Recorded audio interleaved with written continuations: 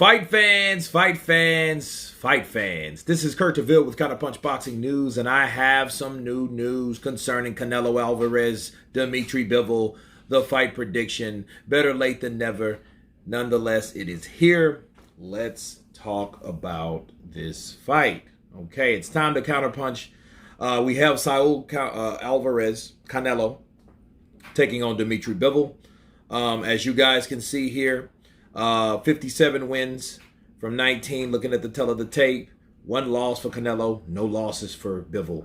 39 by KO for Canelo, 11 from Bivol. 2 draws from Canelo, none from Bivol. 60 total bouts, 19 total bouts. 65% KO, 58% KO. 59 height for Canelo, 6 foot tall for Dmitry Bivol.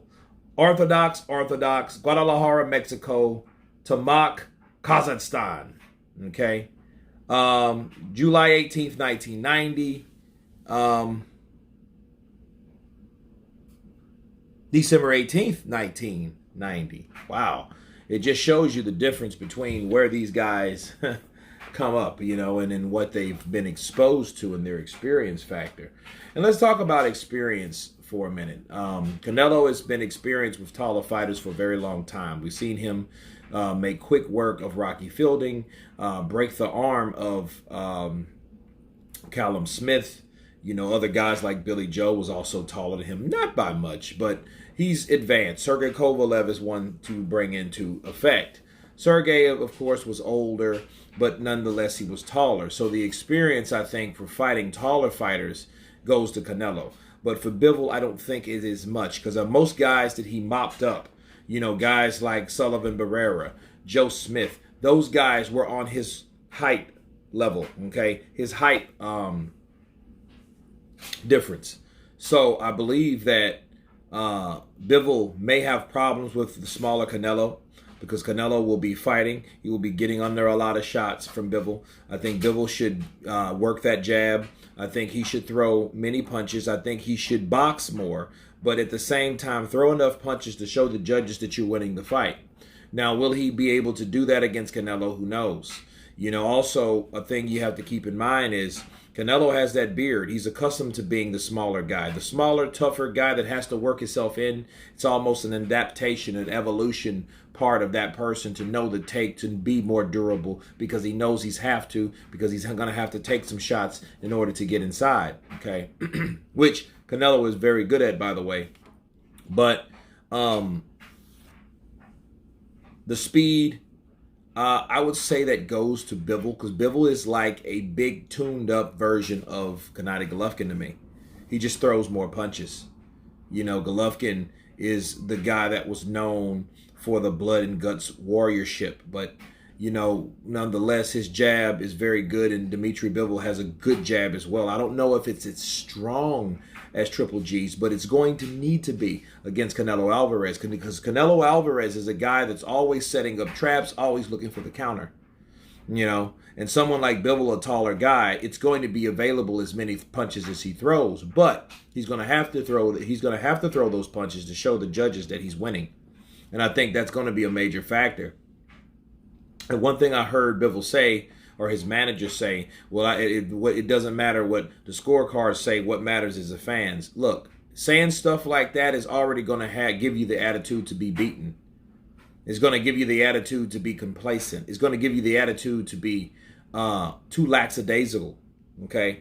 So, but this fight it's a 60-40 fight to me.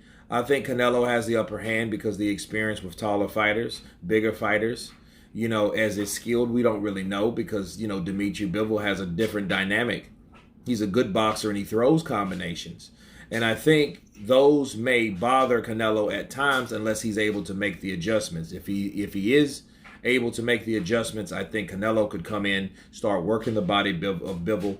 That's something that Bivol's not accustomed to, and then set up punches upstairs. And those type of punches upstairs that's coming off of body punching, you don't see. Okay, you're worried about the body punches. Bow! You catch one to the face. You know, so you're worried about your body, and you're leaning in, and he cracks you with a left hook. Okay, so a lot of these punches that Canelo, they're throwaway shots. A lot of them you don't see catch it, that. Bow! I mean, he fakes out. He does it really well with his feints. And he really counters off his feints. Bah! That's one of the classic Canelo. He throws that right hand and he comes underneath. He caught O'Lara with that in the 9th round, which was very pretty, but very impressive. But Bivol, the question is, does Bivol have enough power to keep Canelo honest? Because Canelo is very, very, very engaging as a fighter. He doesn't waste time, being the smaller guy, wasting time outside. No, he's not. He establishes his range early. And then from that establishment, he's able to set up counters and other traps and other holes that he's able to exploit. Now, Bivol is a very good fighter, though. Okay, so if he decides to do like somewhat of a quote-unquote power boxing, something Sugar Shane Mosley brought up back in the day about power boxing, that gives you a sense of boxing with the stank on it. Some very aggressive, sitting down on you boxing techniques and habits that you would think is just a boxing, but you're putting power on those shots. And I think Bivol's going to need that. He's going to need to keep Canelo Alverez at bay. If he doesn't, he will end up